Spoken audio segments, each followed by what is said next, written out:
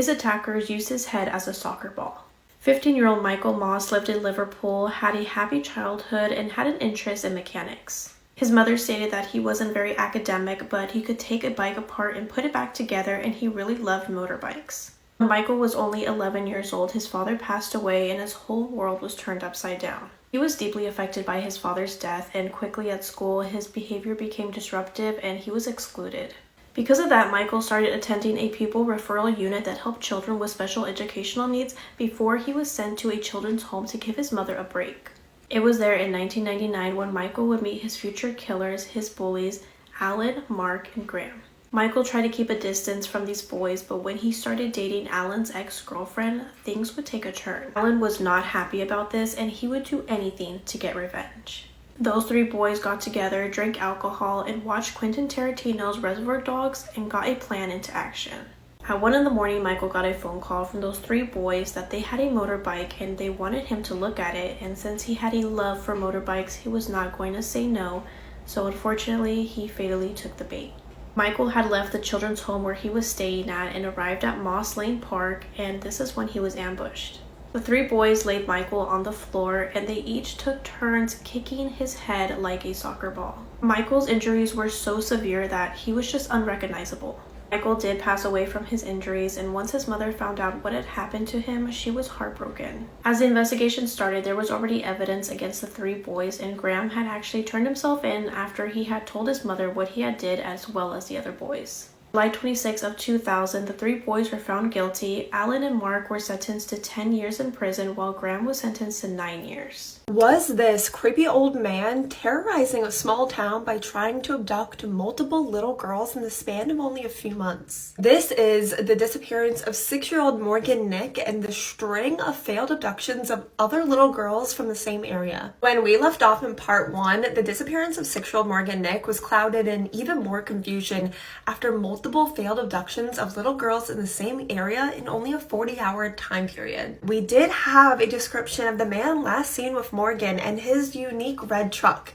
A man in his 20s or 30s with a full head of dark hair and a beard and mustache. And that description did match the man and his truck in one of the other failed abductions. That brings us to 2 months after Morgan Nick disappeared, when only 8 minutes away from where she was last seen, a 4th girl was walking down the streets with her brothers when a man pulled up in his red truck and offered the 11-year-old girl money to get in his truck, while making some really inappropriate comments towards her. Thankfully, that little girl ran away and a witness was able to take down the license plate of that man's red truck. And registered child SA offender Billy Jack Lynx was arrested the following day. Obviously, the investigators were considering a possible link to Morgan Nick, and during a check of Billy's red truck, blood and blonde hairs were found. Reportedly, they did take samples of this DNA from Billy's truck to hopefully test when the technology was better, but of course today no one has any idea where those samples are. Billy always claimed his innocence, but died 5 years later in the year 2000 at the age of 75, and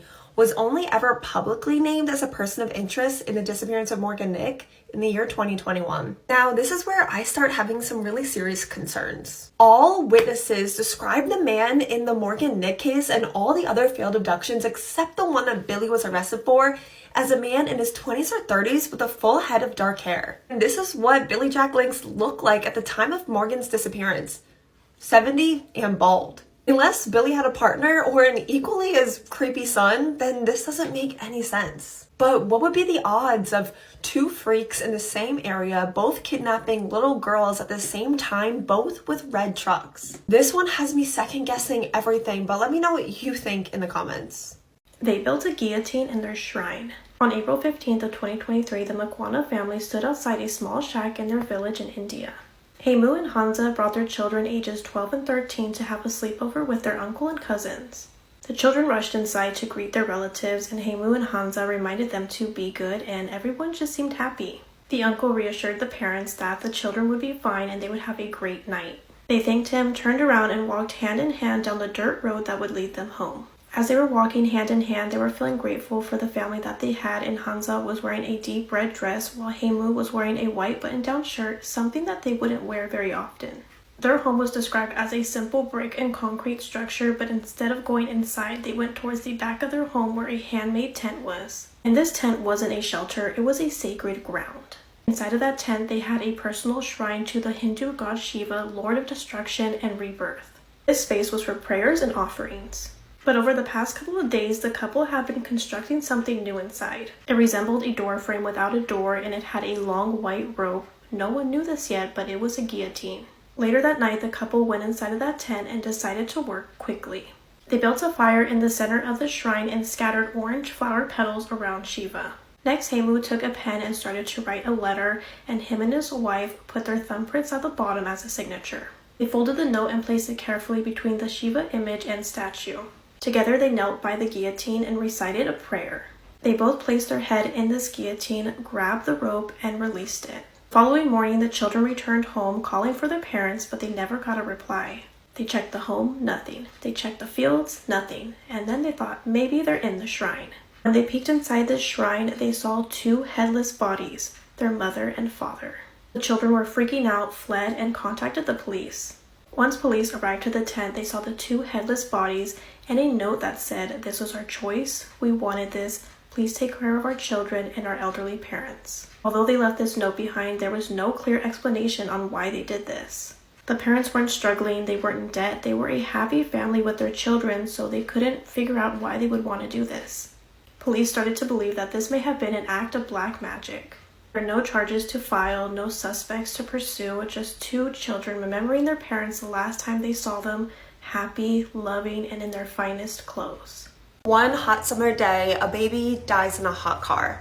Was this an accident on the father's part, or is there something far more sinister at play here? One very hot summer day in 2014, the body of 22-month-old Cooper was removed from his father's SUV after being left in the vehicle for over 7 hours, resulting in his death. When Cooper's father, Justin Ross Harris, was questioned, he claimed that this was a tragic accident, and there have been reports of exhausted parents making false memories of dropping their children off at daycare. And that is what Harris was claiming happened here. But very quickly, holes started getting poked in his story. On that morning, Harris was meant to drop off Cooper on his way to work at daycare. And on the way, the father and son went inside of Chick-fil-A for breakfast. After leaving Chick-fil-A, it was only a 2-mile drive to Harris's workplace, where he claims he forgot that Cooper was in the back seat during those 2 miles. Also, security footage saw Harris go out to his car on his lunch break, claiming that he never noticed that Cooper was still in the back seat. When Cooper's mother joined her husband in the interrogation room, she was very calm and coddled her husband, who literally just killed her baby. Accident or not, I would be so pissed. Neither of Cooper's parents cried for him. The only time that his father cried was out of concern for himself, hysterically crying out, "Why me? My life is over." And this pisses me off so much, because what 22-month-old Cooper endured for those 7 hours in that car when temperatures were rising to 150 degrees inside was extremely slow and painful.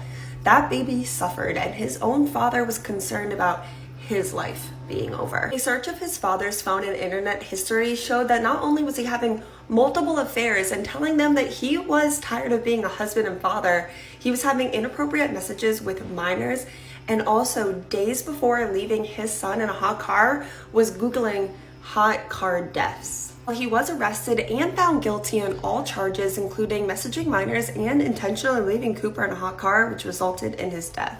His wife divorced him, not for killing their son, but for cheating, and he was sentenced to life in prison for killing his son and 32 years on the other charges. Unfortunately, and I have no idea why, but the murder charge was overthrown last year. But he's still in prison for now for the charges of inappropriately messaging minors. Let me know what you think of all of this, and if you think that Cooper's mother was involved in this at all, because her behavior is so sketchy to me.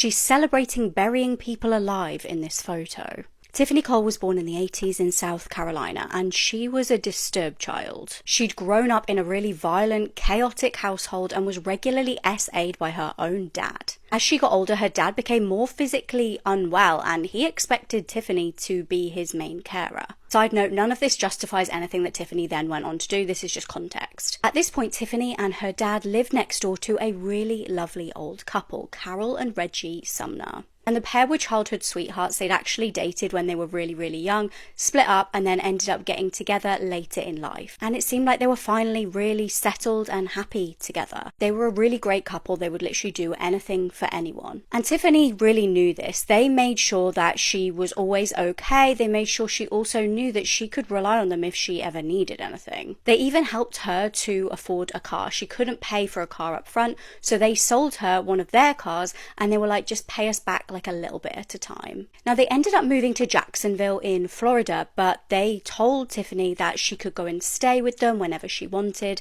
They would always be there for her if she needed a place to stay. Fast forward to June 2005, Tiffany actually ended up dating a guy called Michael Jackson. And the pair of them ended up taking the couple up on their offer. They ended up going to stay with them in Jacksonville. Obviously, it was super handy because they could stay there for free. But while they were there, they ended up concocting an absolutely sickening plan. Instead of paying them back for their hospitality, they actually overheard a conversation where the Sumners were talking about how much money they'd made off their previous house. And Tiffany and Michael decided to rob them. Staying over with them was the perfect time to suss out the property and work out how they were going to do this. The poor couple had no idea the evil that they'd let into their own home. So after the initial stay over, the couple headed back to the Sumners' house with a couple of friends that they had kind of got on board with this plan. This was Alan Wade and Bruce Nixon. They pulled up, and actually Alan and Bruce were the ones who got out of the car and went to the Sumners' home and knocked on the door. Now, I think they pretended that they were having car trouble or something and that they needed to use the phone. And the Sumners, being a lovely couple, were like, absolutely fine, of course you can use our phone. They then pulled out a fake G on the couple and forced them inside. They tied them up, blindfolded them and gagged them, and I can't imagine how traumatizing that must have been. They then totally ransacked the house looking for anything valuable that they could steal. They grabbed Reggie's collector's coins, bless him, and Carol's jewelry. They also grabbed anything like bank documents, anything they could use to then take more money off this poor couple before forcing them into the boot of a car. Tiffany and Michael followed along in a car behind, while Bruce and Alan actually took the two in the boot to the gravesite. This was absolutely sickening because they had dug a grave that they were just all absolutely fine with just shoving this couple into to kill them. They threw them into this hole in the ground and covered them with dirt. Childhood sweethearts suffocated to death. I can't think of a worse death. Then the four of them all just casually went to the cash machine and withdrew loads and loads of money from the couple's bank accounts and just were like living their best life. Took the couple's money, bought a load of alcohol, and then just celebrated like they were rock stars. That was the couple's unsuspecting daughter who ended up ringing police a couple of days later when she was unable to get through to her parents. A missing persons case was opened, and the detectives were really looking high and low for the missing couple. And they checked their bank accounts and they realized that massive amounts of money were going missing from the banks, so this obviously wasn't looking good. And I believe that Michael and Tiffany then posed as that missing couple to detectives over the phone. They like tried to make out that they were the couple, but this actually ended up shooting them in the foot because the police were able to obviously track where these phone calls were coming from. They hunted them down and arrested them in a hotel. Bruce did plead guilty, but the others tried to get away with this. Michael and Alan both got the death sentence, and Tiffany did too, but she ended up having this changed to life without parole because of some kind of technicality. This is the story of Carla Tucker, aka the Pickaxe Killer. Grab your drink. So in 1983, Carla and her then boyfriend Garrett got high, smoked all their money up, so they decided to rob a mutual guy they know by the name of Jerry. They waited till around 3 a.m. to enter the apartment, and they did have keys. Carla had stole the keys from Jerry's wife. When they entered the apartment, they went straight to Jerry's room. Carla actually jumped on Jerry. He was too strong, so Garrett had to intervene. He actually picked up a hammer and struck him numerous of times in the head. Oh.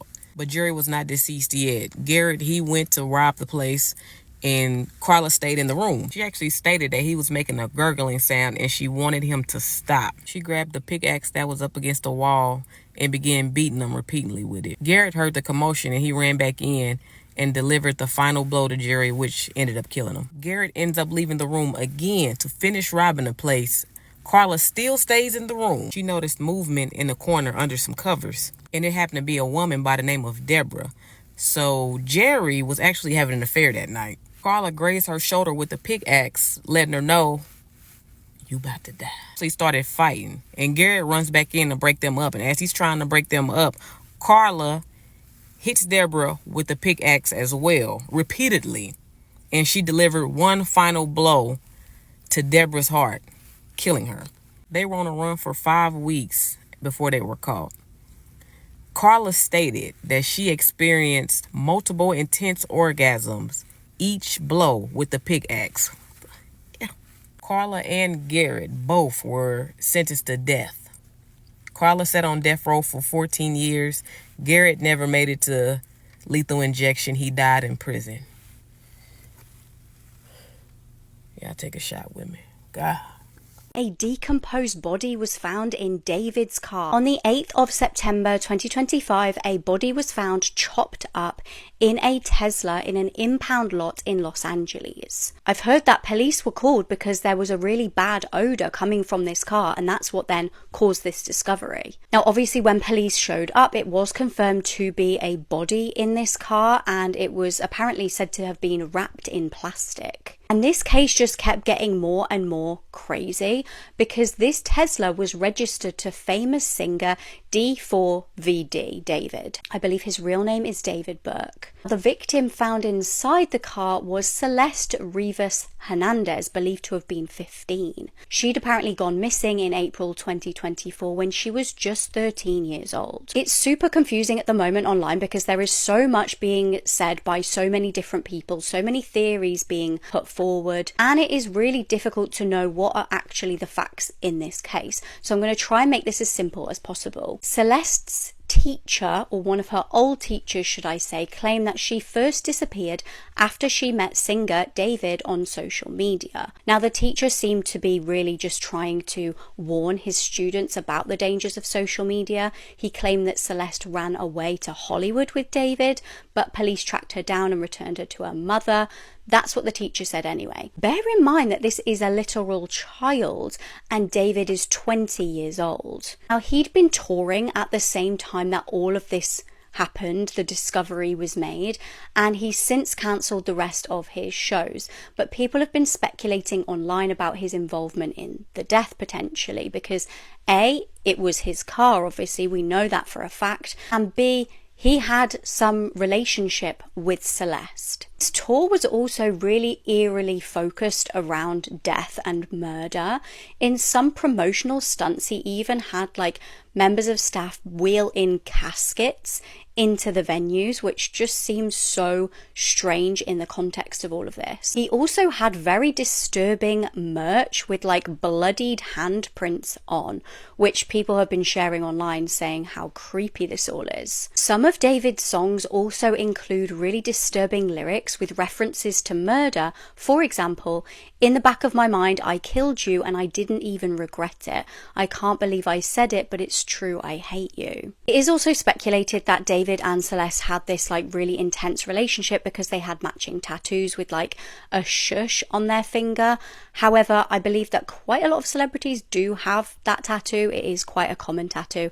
I believe that even Rihanna has it potentially. There is no denying though that David had been seen with Celeste even online, for the world to see. So police have executed a search warrant at a home in Hollywood Hills where David had been staying, and I've seen reported that electronic devices were also seized in this search. At the time of recording, I don't believe anybody has been arrested in relation to this homicide. I really have no words for this. Joseph Fritzl, the man who imprisoned his own daughter for 24 years, repeatedly sexually assaulted her, and had 7 children with her, is being released to a regular prison. This is is a big deal for many reasons, and it's really scary. So for the past 15 years, Joseph has been in a high security unit for mentally disturbed patients at Stein Prison in Krems, Austria. This is because in 2008, it was discovered that he had been holding his daughter Elizabeth captive in a makeshift prison chamber in the basement of the family home. I'll go more into detail about what took place in just a second, but basically in 1984, when Elizabeth was 18 years old, her dad Joseph lured her into the basement of their Amstetten home and into a soundproof bunker that he built. Over the next 24 years, he would repeatedly sexually assault her, resulting in him fathering 7 children with her. This would all come to light in 2008 when one of their babies became sick and needed urgent medical attention. When he took the baby to the hospital, the doctor became suspicious and alerted authorities, who then asked for the baby's mom to come forward. So Joseph released Elizabeth from the bunker, and she was then able to tell authorities how she'd been held captive for the past 24 years, and Joseph was ultimately arrested. At the time of her rescue, Elizabeth was 42 years old.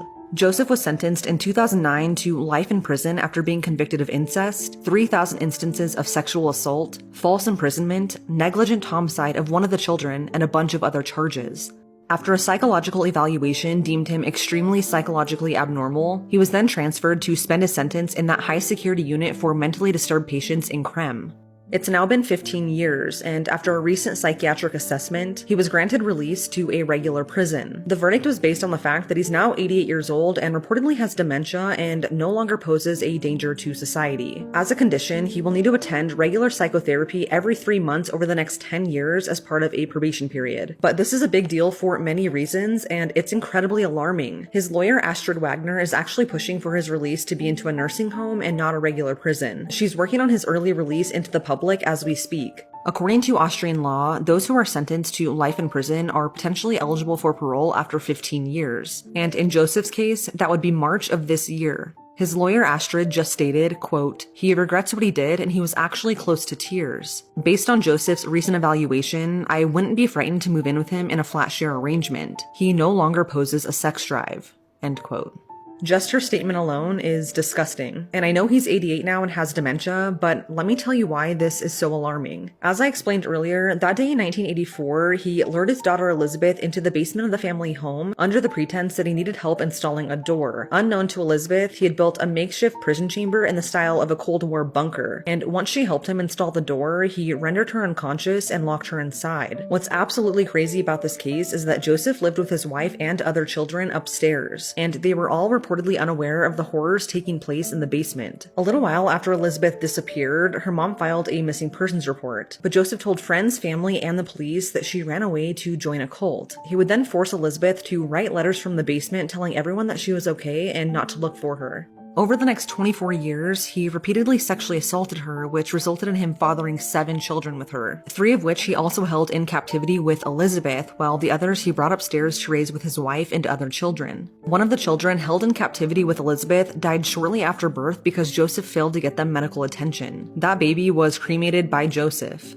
Joseph told his wife that the 3 children he brought up just so happened to be placed on their doorstep. After he was arrested, Joseph initially told police that what he did to Elizabeth was consensual, not sexual assault. But then he stated that he always knew it wasn't right, it just became normal. But despite that, he said that he always treated Elizabeth and the kids in captivity well by bringing them flowers and toys. He also initially stated that he felt compelled to imprison Elizabeth because she wouldn't follow the rules, but he ultimately admitted to locking her up for his own gratification. He went on to say, quote, "I was born to RAPE. I held myself back for a very long time. I could have behaved a lot worse than locking up my daughter." End quote.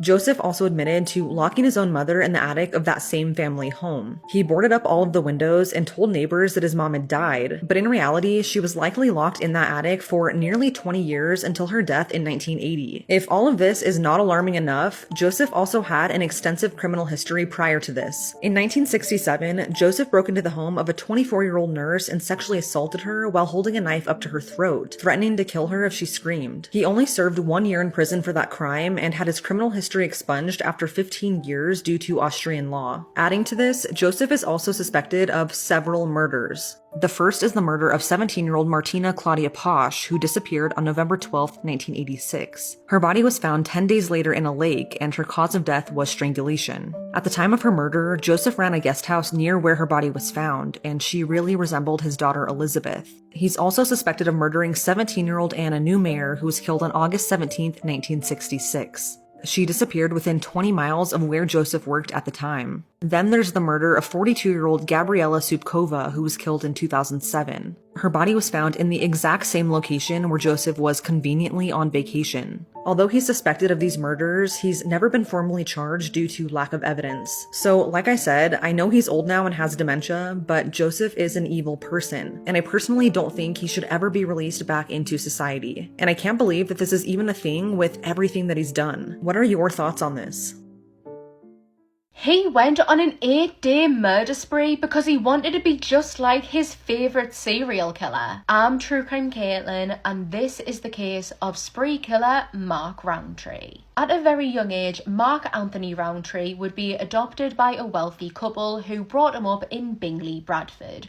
Growing up, he was considered to be a very ordinary, typical young boy. He was very smart, he excelled in school, going on to get both of his O-levels and his A-levels, and he even got accepted into a university, but he declined his place. Mark didn't want to go down the path of higher education. He wanted to work as a bus driver, and so instead of going to university, this is what he did. He went on to drive buses. On New Year's Eve 1975, a 19-year-old Mark was just casually walking down the street when he noticed an elderly woman through her window. This woman was sat minding her own business, watching the TV, and in this moment, Mark decided that he had found his first victim. He approached the house and rang the doorbell using his knuckles so that he didn't leave behind any fingerprints. 85-year-old widow Grace Adams would come to the door, and Mark introduced himself as a police officer. But before Grace even had a second to register what Mark was even saying to her, he shoved her back into her own house and plunged a knife into her chest. Mark would stab Grace a total of 7 times, 2 of these stab wounds piercing her heart. After murdering Grace, Mark took a couple of minutes to stand, compose himself and clean himself up before fleeing the house. After leaving, he would actually go to a cemetery where he buried the murder weapon before making his way to a pub to celebrate the new year coming in. On the 3rd of January, Mark would go out and buy a brand new knife with the sole intent of using it to commit another murder.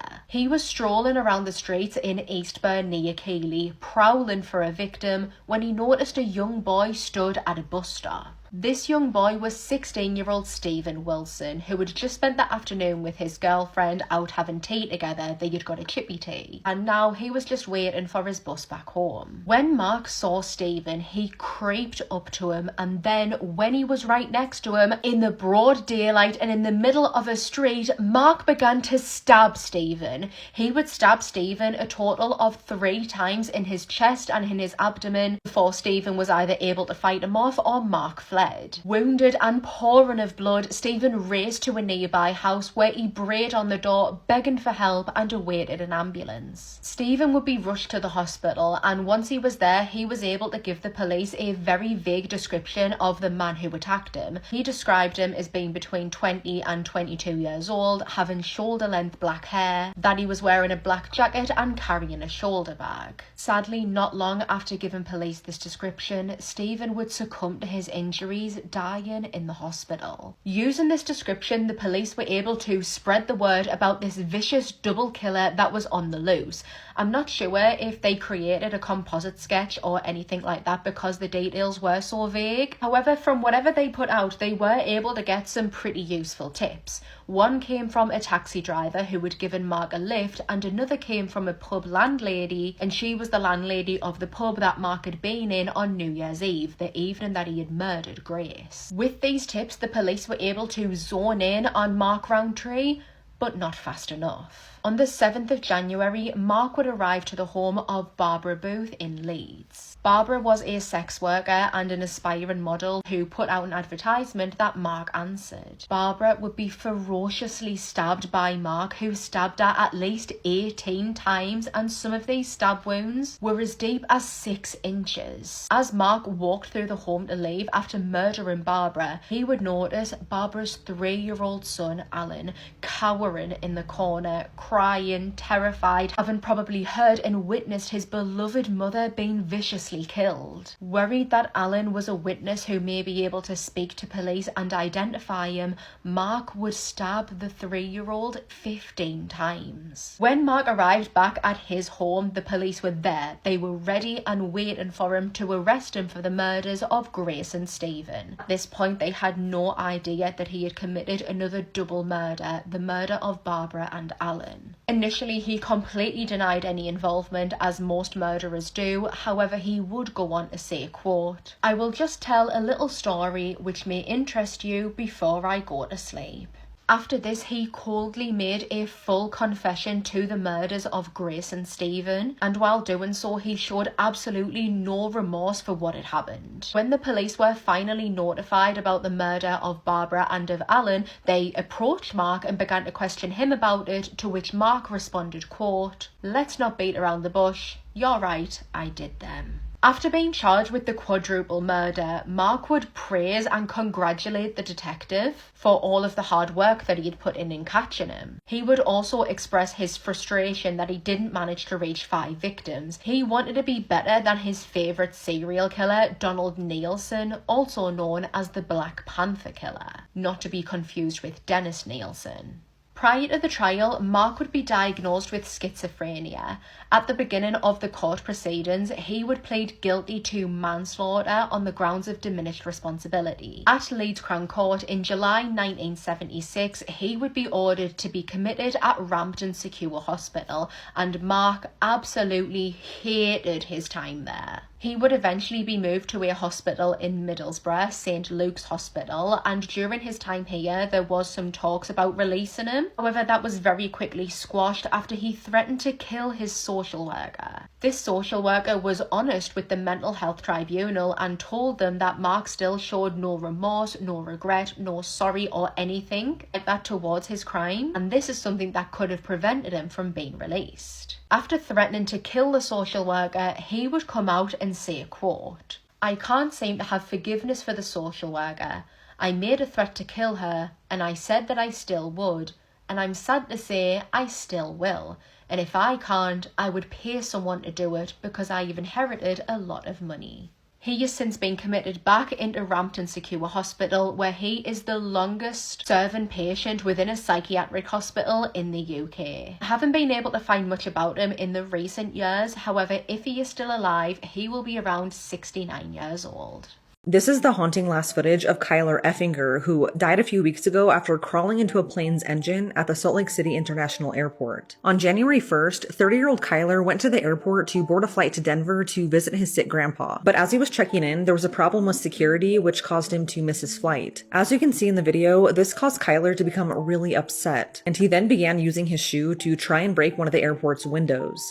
After unsuccessfully trying to open multiple locked doors, Kyler then ran to the south end of the airport and managed to kick open a terminal's emergency exit door, which opened up to a stairwell. He's then seen running onto the tarmac as a plane is starting to take off. This all happened at around 10 p.m. that night, and as a result, a store manager inside the airport who witnessed the disturbance called the Salt Lake City police. When authorities arrived, they were given a description of the man and began to search for him, and they eventually found some of the man's clothing and shoes on one of the airport's runways. About 10 minutes into the search, Kyler was spotted at one of the airport's de-icing pads, and he was then seen going underneath the moving plane and into its engine. The plane that was moving was on its way to San Francisco. It was flight number 2348 and it carried 95 passengers.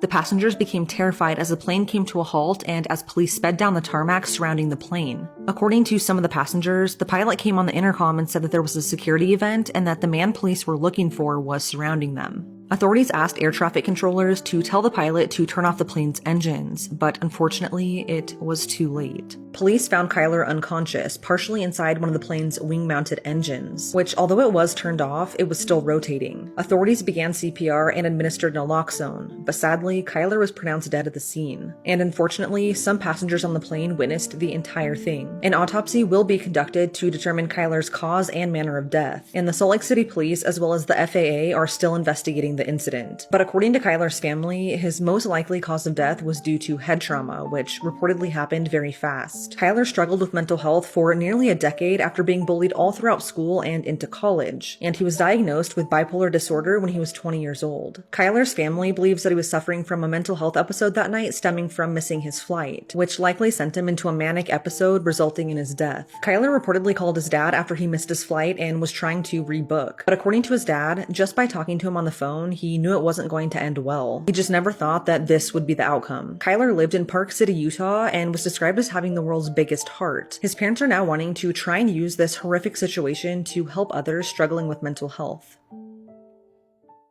Since I first saw this picture, I have not been able to get it out of my head. 18-year-old Devani Escobar was an only child to parents Mario and Dolores, and they lived in Nuevo León, Mexico, which, fun fact, I lived in Nuevo León at one point in my life. I lived in Monterrey. April 8th of 2022, it was a Friday. That night, Devani went out with two girlfriends, and I can't say with 100% certainty, but I think that Devani had only became friends with that one girl that same year, and she met the other girl for the first time that night. The girls went out in the Escobedo area in Mexico where they were party hopping throughout the night. Around 1:20 a.m. in security camera footage, we see the girls getting out of a car. They had just received a ride from a DD driver, the equivalent of Uber to us. The three girls are seen getting out of the car together, meeting up with a group of boys and walking into the party together. Then Devani is seen walking out alone. Then she's seen walking back in alone. Shortly after, Devani is seen on camera again, but this time she looks to be fighting with a guy. He's clearly running after her and she's clearly pushing him away, trying to get away. A group of people then circle around them, assuming they were trying to help whatever the situation was. At 3:29 a.m., one of Devani's friends, one of the girls that she was out with, sends a message to the driver that gave them a ride earlier that night, asking for him to come pick them up, please. The driver gets there at 3:54 a.m. and the girls ask him to just take Devani home by herself because she had one too many and apparently she was out of control and they wanted to send her home. Devani gets in the car with him and shortly after they are seen on security camera footage. The car is parked, she's sitting in the passenger seat, and it looks like they're arguing with each other because he's looking at her, speaking to her, and she's swinging her arms around, assuming that she was explaining something, but the conversation definitely looks like an argument to anyone that has seen the footage. Then at 4:13 a.m., the driver messages Devani's friend and says that he can't drive Devani in the state that she was in, claiming that she was behaving erratically and stating that he didn't want any problems. He asked the girl if she had Devani's mom's phone number, but she didn't, so they couldn't call her for help. And then he tells her that Devani got out of his car and was refusing to get back inside, letting her know that he wasn't going to force her into his car because she clearly did not want to be in that car. He sends a picture of Devani standing on the side of the highway at 4:25 a.m. to show that she was out of his car, and he was kind of like, well, I can't be responsible for her. Here's a picture of where she is and where she's standing. You should probably come get her because I'm not forcing her in my car and I'm leaving. Devani Escobar never made it home that night, and that eerie picture was the last known picture of her alive. After she didn't return home, Devani's parents knew that something was wrong. They contacted the girls that she was out with, who told them what I just told you and who sent them that picture. Devani's father, Mario, reported his daughter missing to the Nuevo León State Attorney General's office, and that picture of her went absolutely viral on social media, the news of her disappearance spreading quickly. Devani's disappearance sparked outrage and protest in Mexico over something that happens way too often, the disappearance of women and girls all over the country. Her face quickly became the symbol of a fierce and powerful women's rights movement in Mexico, where approximately 10 women are murdered daily, and where approximately 7 women disappear every single day. So many girls and women saw themselves in Devani, understanding that that could have been them because of the rising rate of disappearances alongside of violence and organized crimes across Mexico. In Mexico, a woman is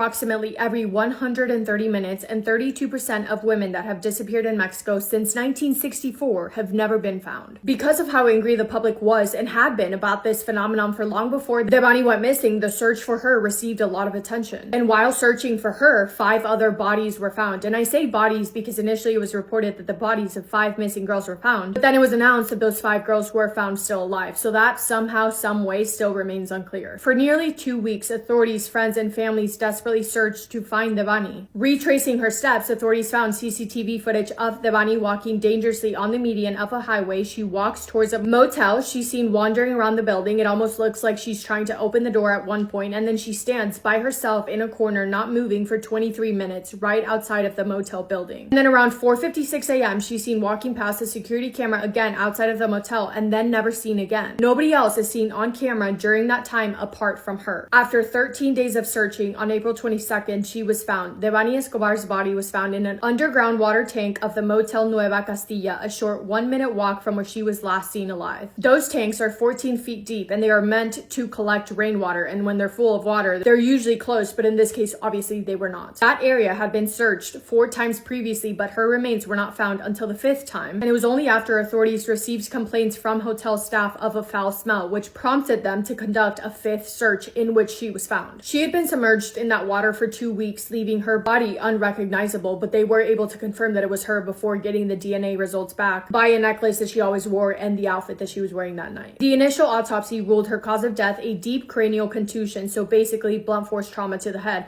Authorities believe that Devani was still alive when she fell in the tank, but they believe that she fell in, hit her head, and drowned. I also read that her body was found in one tank, her purse in another, and her keys and cell phone in the third one, but I'm not sure how true that is. Her family and loved ones, more specifically her father, were very public and very passionate about how they thought that her death being ruled an accident was very wrong. Her father requested her autopsy be looked into and reviewed, and on May 12th, the forensic review results of the initial autopsy came back. Those results ruled out the chance that Devani's death was an accident. It stated that her cause of death was blunt force trauma to the head, but it stated that it was a violent homicide by somebody striking a hard object to her head repeatedly. That report stated that there were signs of SA and that there was no water found in her lungs, completely ruling out the drowning claim. But because there were so many questions and a lot of confusion left still, there was a second and final autopsy done, because remember, there was one autopsy done in the beginning and then a review of that same autopsy that showed kind of completely different results. Well, the final autopsy stated that her cause of death was not blunt force trauma to the head. It was stated as asphyxia by suffocation. It was also stated in that one that she did not suffer SA and that she was believed to have passed away between 3 to 5 days after she went missing. So strange, because that would mean that she was alive for days after she went missing, but where was she, and why did the previous autopsy and the review have a different cause of death than this one, and how in the world could you find signs of SA in one of them but then actually say, actually never mind, there were no signs of SA? Quite bizarre. As you can imagine, those results added to the inconsistencies and contradictions that were always present during the entire investigation. It provoked national uproar, accusations of a cover-up, and highlighted the government's failure to deliver justice for missing women. There have been 0 updates on this case, no arrests have been made, and no persons of interest have ever been named. Devani Escobar was laid to rest on a cemetery located on a hill overlooking the beautiful mountains. Her father has said, quote, "We are destroyed inside, our hearts are broken, we are sick and tired of everything that's happening in Mexico," end quote. I'll end this video with a quote that I read while I was researching for this case, quote, "Women are tired of seeing their mothers, daughters, and sisters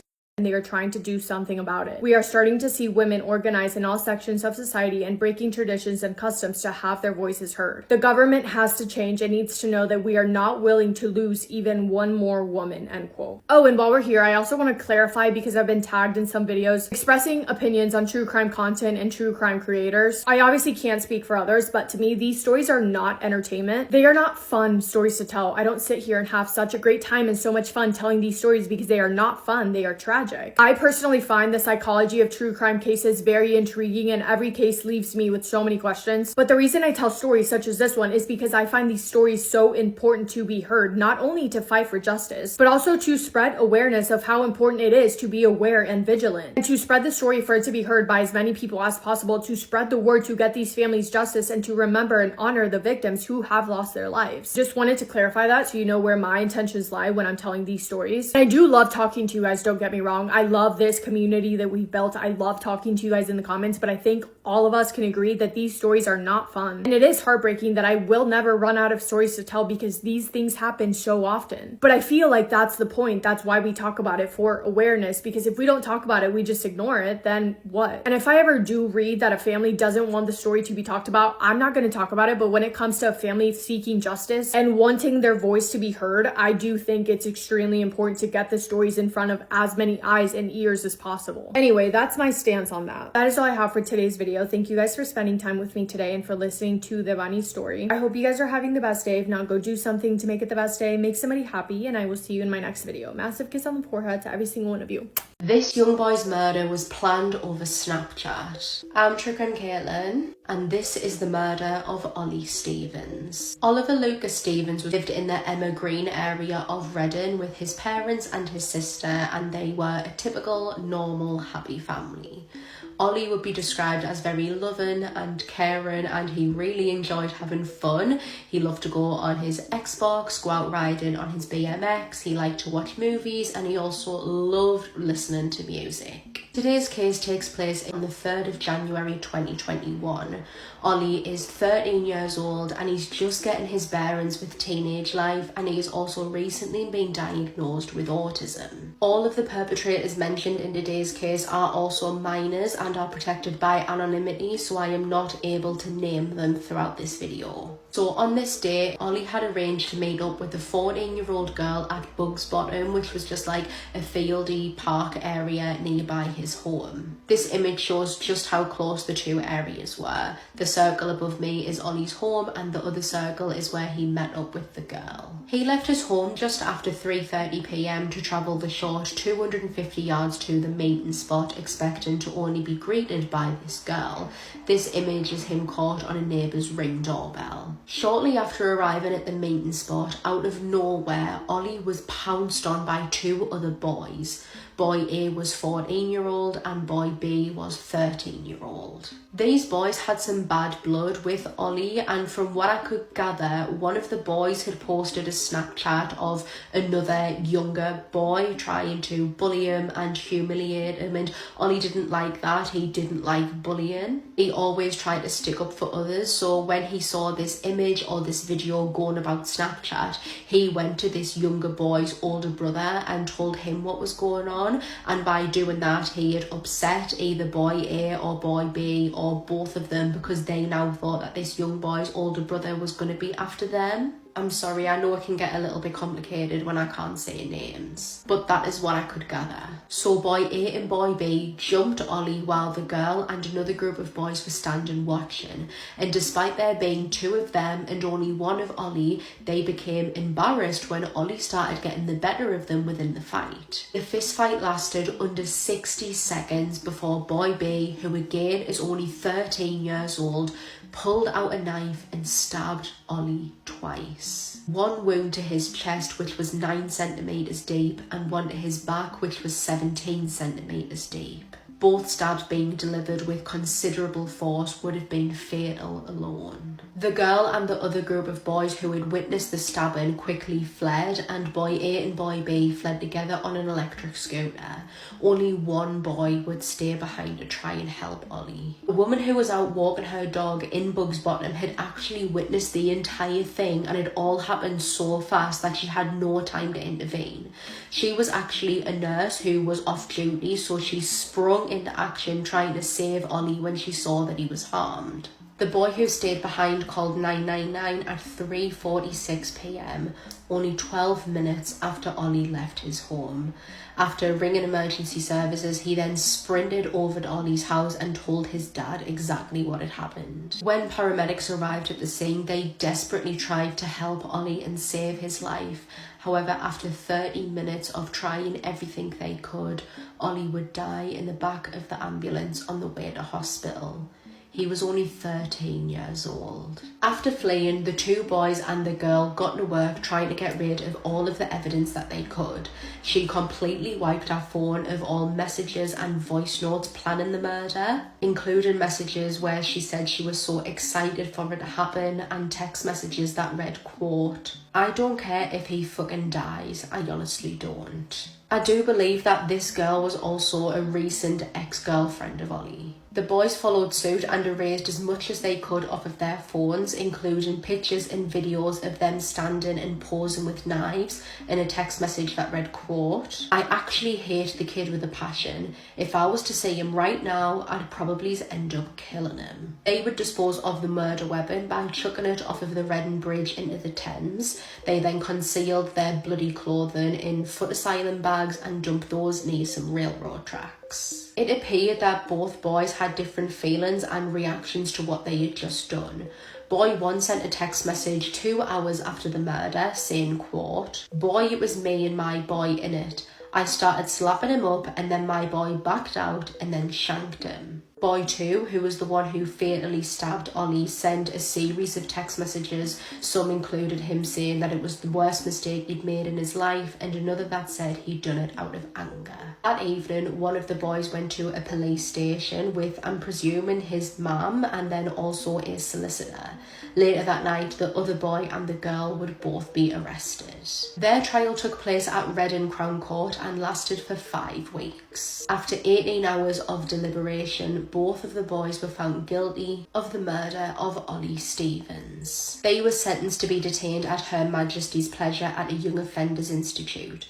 The 14-year-old got a minimum of 12 years, whereas the 13-year-old got a minimum of 13 years. The girl didn't actually go to trial, as she accepted and pled guilty to manslaughter, and she was sentenced to 3 years and 2 months. This was, however, increased to 5 years. It makes me so physically ill that I was researching this and I got dizzy and I wanted to throw up. It's awful. This is probably the biggest warning that I'll ever have to give in a video because it's that horrible. So a big warning if you have a queasy stomach, but also on top of that, my usual warning, this video does involve a baby. If you think that listening to this is going to harm your mental health in any way, please skip this video. If you need to skip this video, skip this one, and I will see you in my next one. Love you. Baby Emily Berenger was a preemie baby. She was born 8 weeks early in November of 2015. She was the 4th baby born to her mother, Amanda, and Amanda adored all of her children. She just loved being a mom. In the summer of 2016, the family moved to West Virginia in the hopes of settling down in a good neighborhood to raise a family. When in West Virginia, Amanda met a man named Benjamin Taylor, and he swept her off her feet. He basically gave her everything that she was looking for. He was loving, he was kind, he was good with the kids, and seemed excited to be a father figure to them and become part of the family. Soon after they met, they started dating, and only a couple months into their relationship, Benjamin moved in. October 2nd of 2016, it was a Sunday. Around 9 p.m. that night, Amanda put her 3 oldest children to bed and she got ready for bed herself. Benjamin, however, wasn't ready for bed, and neither was baby Emily. She was wide awake in her swing in the living room, so Benjamin said that he would watch her until they got tired and went to bed. Benjamin wanted to do laundry that was in the basement, so at some point he went downstairs and he took baby Emily down with him. Amanda woke up around 4 in the morning that night. She noticed that Benjamin wasn't in bed yet, and when she went to go check on the kids, she peeked into Emily's crib and noticed that she wasn't there either, so she assumed that the two of them were downstairs. They must have fallen asleep in the living room together. So she walked downstairs, but she didn't see them, and the only other place left to check was the basement. Amanda made her way down to the basement and saw something that would haunt her for years to come. Benjamin was there. His pants were down to his knees, and he was kneeling over baby Emily, and because the light in the basement was dim, Amanda didn't immediately notice what was going on. She was just confused. When she asked him, Benjamin said that he was down there wiping Emily off, but as soon as Amanda got a glimpse of her daughter's face, she knew that something was severely wrong. Emily had nothing on. The only thing on her was blood. She wasn't breathing normally, only releasing gurgling sounds, and her skin was cold to the touch. Amanda picked up 9-month-old Emily as fast as she could to get away from Benjamin, and then she slapped him across the face, screaming over and over again,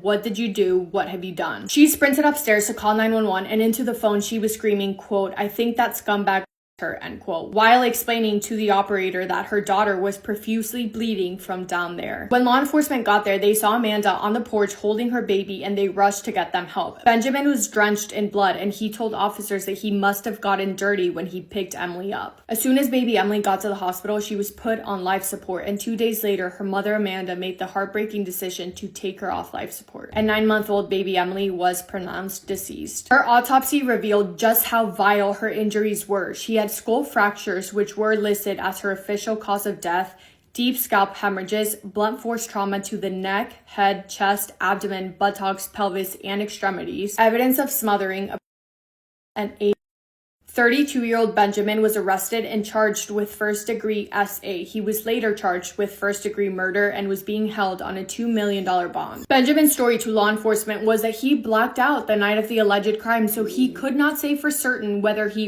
and murdered Emily. That was literally his defense, that he just didn't remember, he just wasn't sure. On his phone, it was found that he had been searching up at night from 2:52 to 3:17 in the morning the night of the crime. He is literally sick in the head. When the public learned of what happened to baby Emily, a petition was signed by so many Americans for the government to publicly hang Benjamin Taylor, but that petition was eventually taken down. The trial began March of 2019, and get this, Benjamin's friends and family took the stand in support of Benjamin, talking about how great of a guy he is, how he's very trusting and caring, and stating how they didn't think that he was capable of committing what he was was being accused for. His father sat in front of the courtroom and said that he was very proud of his son. Initially, I was shocked hearing that, but then I guess the apple does not fall far from the tree. Benjamin's mother claimed that Amanda was faking being hysterical on the call to 911. I mean, how literally how is your brain to take anyone's side other than the side of the mom who just lost her baby in the most tragic way, in the most inhumane, sickening way? Benjamin spoke in court, still claiming his innocence, and spoke about how his intentions were to marry Amanda and how he had been putting in a lot of effort to be a father figure for the children.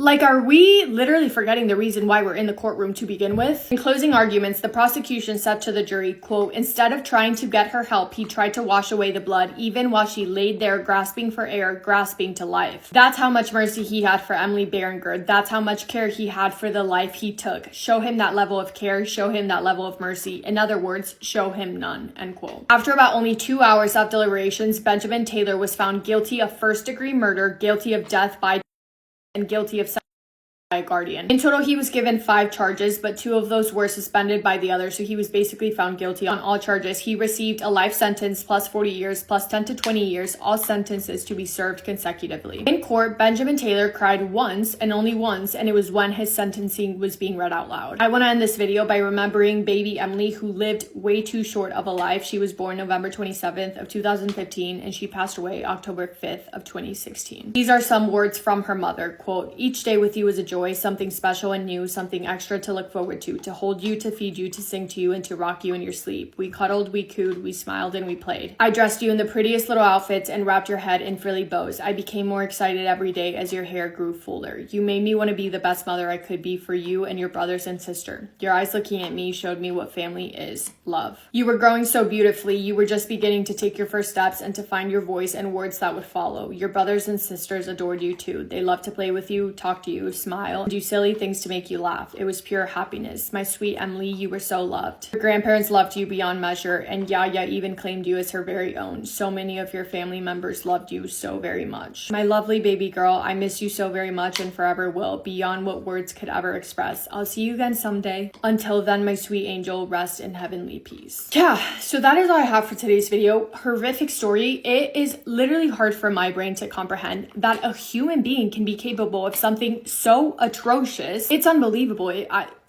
can't. But that is all I have for today's video. Thank you guys for spending time with me today and for listening to sweet baby Emily's story. I hope you guys are having the best day. If not, go do something to make it the best day, and I will see you in my next video. Massive kiss on the forehead to every single one of you. In the middle of this man's killing spree, Rodney Alcala goes on a dating show looking for his next victim, as though torturing 130 women to death was not already enough. His first known victim was an 8-year-old. Tali Shapiro was walking to school when Rodney pulled up in his car, asked her, do you want to ride? And he somehow convinces her that she can trust him. So she gets in the car, but literally down the road was a man on a motorcycle who saw this really odd interaction, because why are you trying to lure an 8-year-old into your car? Something in his gut is telling him that this is not right. And so he actually ends up following Rodney, and they end up at Rodney's apartment. The motorist calls 911 and he tells them, look, I just saw a man lure an 8-year-old girl into a beige car, no license plate, and now I'm at his apartment. Here's his address. Please come check him out. Something's not right. Chris Camacho, a former detective, he gets called over, pulls up to Rodney's door, knocks on it, says the typical, this police, open up. Now nobody answers for a bit, but then Rodney comes to the door with it still shut. He says, I'm in the shower. I need to get dressed. Chris says, all right, I'm going to give you 10 seconds. He counts to 3, kicks the door down, and what does he see? He sees Tali Shapiro on the kitchen floor, soaked in blood. Her little Mary Jane shoes laid next to her with spots of blood and a metal bar that Rodney used to strangle her so bad that cops literally died. She was dead on that floor. Rodney literally darted out his back door, and before cops could even manage to run after him, they look behind and Tali is gasping for air, literally gurgling in her own blood. The ambulance did arrive, and Tali Shapiro actually survived the nightmare of Rodney Alcala, but unfortunately, she was not the last for years. Since Rodney was already gone anyway, the cops started searching Rodney's apartment, and what they found in there was over 100 photos of very young girls and a student ID picture showing that Rodney was actually a student at UCLA. So cops tracked down his professor. That is how they would learn how much of a charmer Rodney is and how he would use that trait to torture, manipulate, and kill for 130 women in the next few years. Rodney is on the run now, and so he escapes to the other side of the country, New York City, where he enrolls in NYU with the name John Berger. He makes friends, he charms people, and ends up graduating. Here, Rodney will use his photography skills, his charming smile to approach women and ask them, can I take a picture with you, talk it up a bit, and end up alone with them. That was not good. Cornelia Crilly was 23 years old, just moving into her new apartment in Manhattan when her boyfriend arrived home and the front door was locked. And that was not normal for them whatsoever. He's knocking on the door, he's calling her name, nobody is answering. He calls police to come and kick the door down, but when they walk in, they find her body tied up, cloth in her mouth, assuming to keep her from screaming, no clothes on, sexually assaulted, a bite mark on her and marks from getting strangled to death by a nylon stocking. Her case was never solved, and it just went cold for over 40 years due to the lack of forensics that we are really blessed to have today. So it's just assumed that Rodney offered to help Cornelia move in some furniture. He went into her home, locked the door, and that is it. Apparently, Rodney was so sick and evil in the head that he would take his victims, strangle until they were unconscious, wait till they would wake up, and then do it again, over and over again, until they just would not wake up anymore. That's insane. After Cornelia's death, Rodney would get a job as a counselor at a kids camp. Please, anywhere else would have sufficed. And he was also doing some photography on the side, still appearing as John Berger, by the way. And in between his super busy schedule, his main hobby was still torturing, manipulating, and murdering women. Murders keep popping up left and right, and police actually put Rodney on FBI's top 10 most wanted list after the attempted kidnapping and murder of Tali Shapiro. These two girls that go to the same camp Rodney works at were visiting a local post office when they saw an image of a man on an FBI's wanted poster and said, "Oh my God, that's Mr. Berger." They run back to camp, they tell their camp leader, and he immediately calls 911 and he says, "I've got your man in custody, come pick him up." Unfortunately, the only way that Rodney was able to get charged for the attempted murder and kidnapping and assault of Tali Shapiro was if she testified against him, but unfortunately, her parents took her far away from Los Angeles and everything that had to do with it to a city in Mexico. And at that time, he would not be charged for any of the other murders he was committing because, well, they didn't know he was doing it. Rodney only spent 34 months in jail. How long is that? Like 2 years and some month, and literally left as a free man, not even 3 years after his attempt on Tali Shapiro. This truly baffles me, but literally only 2 months out of jail, he kidnaps a 13-year-old girl. She was found alive, but he was only charged for attempting to give drugs to a minor, serving 2 years in prison, and leaving a free man again. Now, after this, Rodney had asked his parole officer if he can head back to New York, as if he is not a offender, if he is not a flight risk, as if he's not a kidnapper, a murderer, the list goes on. But of course, he says yes, because why not? Not even 2 weeks after leaving jail, I sense a pattern with the number 2 at this point. He has another victim, Ellen Hover, who was 23 years old, a musician and an artist. After her family couldn't contact or locate where she was, FBI was contacted and they immediately started searching. Now, we know this was another one of Rodney's victims because later on, investigators found a note saying that she was meeting up with a man named John Berger the same day she went missing. They never knew that John Berger was actually Rodney Alcala. That is so infuriating. Ellen's body was not found until a year later, decomposed in a dirt grave, and the only way that they were able to know it was her was because her bones, like her teeth, that's how they identified her with dental records. Her case went cold for over 40 years, along with another woman whose name was Christine Thornton, and she was 6 months pregnant when she disappeared a little bit after Ellen Hover's murder. Remember her name for later. Now, Rodney heads from New York back to LA in 1978. This man was everywhere but in jail, and somehow lands a spot on a dating show. Mind you, he is a sex offender who has gone to jail twice so far, so of course he got the spot because background checks did not exist back then. He was basically one of 3 guys who would answer the questions that a woman, her name was Cheryl Bradshaw, a very beautiful woman, whoever answers the question the best, then you would win a date with her. He'd flirt a little, laugh a little bit, charm her with a smile, and he won. Yeah, Cheryl chose Rodney as her bachelor. After the show ended, her and Rodney go backstage, and she comes right back out, and she tells her producer, I cannot go on a date with this man. There is very weird vibes that are coming off him. He's very strange. I am not comfortable. Is that going to be a problem? And thank God her producer was understanding, because if it was not for her gut feeling, she would not be alive today. I promise you that. One of the bachelors Rodney was with, his name was Jed Mills, and he actually spoke on how uncomfortable Rodney's aura was, to the point where he recalled when Rodney told Jed, "I always get my girl." And Rodney would go on torturing, manipulating, and killing women for the next year. The murder that finally caused Rodney Alcala to go to jail forever was 13-year-old Robin Samso. She was at the beach with her best friend Bridget when a man with dark hair approaches them and asks, "Can I take your picture?" And, Robin innocently, she said yes, when out of nowhere, Bridget's neighbor pops up and she asks, "Is everything okay here? Are you girls okay?" This man grabs his camera, puts his head down, and is gone. At this point, Robin told Bridget that she's ready to leave, and her best friend told her, "Take my bike and do not stop." That was the last time Robin Samso was ever seen. Rodney sexually assaulted, beat, stabbed, and murdered Robin, and then 12 days later, they found the body of a 12-year-old about 40 miles away. So after identifying her, they contacted Robin's mom, Marianne. This was the conversation that Robin's mom, Marianne, had with the men who found her baby. "Let's go see her." "We can't do that, ma'am. That's my baby. Of course I'm going to see her. Why not?" "Because it took us 3 days to identify her." "What's wrong with you people? How many little girls with long blonde hair disappeared that it takes you 3 days? He shook my shoulders and the tears were coming down his face, and he says, "There was no hair."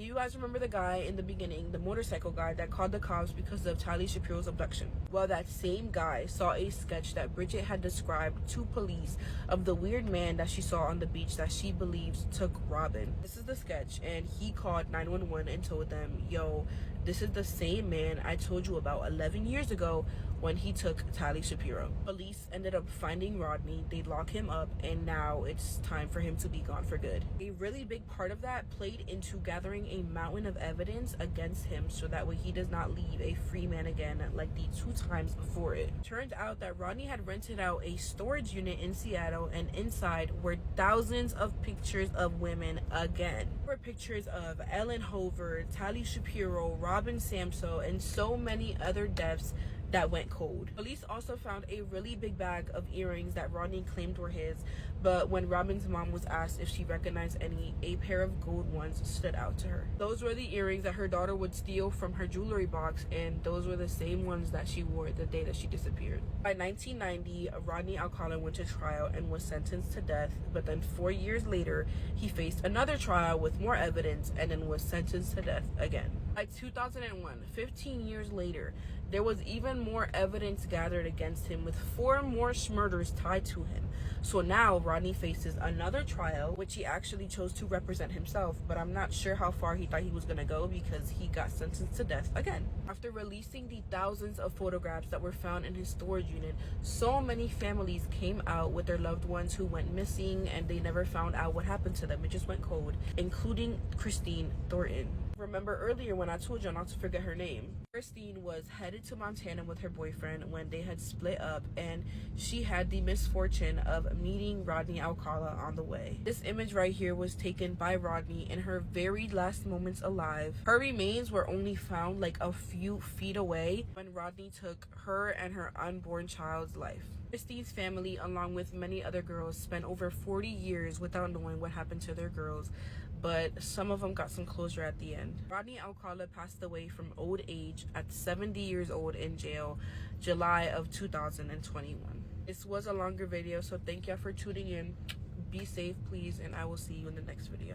Born in Eustis, Florida, Richard's childhood was tainted by his parents, with his father being completely absent and his mother drinking and doing drugs while she was pregnant with him. When he was just 10 months old, his mother was suffering from severe alcoholism, and his neighbor decided to take him in. And she had kept him till he was around 3 years old. That's when his mother decided that she wanted him back. But his welcome home was very temporary because his mother quickly went back to her old habits. This caused Richard to be what they called a door-to-door child, shuffling from relatives and neighbors while his mother abandoned him, or she might have been locked up. 7 to 8 years old, Richard experienced severe sexual trauma, being repeatedly molested by a man named Big Red that lived in the neighborhood. Now, even though Richard was vocal about this abuse, nothing ever happened. Around that same age, his mother was known to have chaotic extramarital affairs with men and women. With this reputation, Richard became a target. The neighborhood kids would bully him and beat him up on a regular basis. By the time he was 11, his mother had completely abandoned him, and his father decided to step in for the first time, asking Richard to come live with him in Pahogee, Florida. And Richard is happy about this. He's finally got his father, but once he started living with his father, he started experiencing severe physical abuse. His father would beat him with belts, extension cord, wooden planks, or just his fists. As he got older, his maturity stayed on the level of a 13-year-old, causing him to fall behind his age group, and he gravitated more towards younger boys. When he was just 15 years old, he started to pick up his mother's habits with heavily drinking alcohol. He had got so drunk one night, he decided to rob a convenience store, only getting away with $70, but his ass got arrested. In late 1992, now 18 years old, Richard felt like he wasn't getting the attention from his father that he always wanted, so he decided to leave and make his way back down to Eustis, Florida, and stay with a family friend. But only about a month after he had left his father's house, Richard noticed that his father was not checking for him. He was not out looking for him, trying to see where he was at, and that made Richard feel some type of way. So he decided to steal the gun of the guy that he was living with. On January 29th, 1993, Richard had told his 14-year-old friend, Alphonsa Smalls. Alphonsa lived in the same neighborhood as him, and the two became close. Richard had told Alphonsa that he had stole the gun because he wanted to steal a car so he can drive back to Pahogee, Florida to see his father. It was clear that he was in desperate need of his father's attention. It wasn't until that next day, which was Saturday, January 30th, Richard decided to ask a neighborhood kid if he could help him steal a car, and that kid declined. He said, hell no.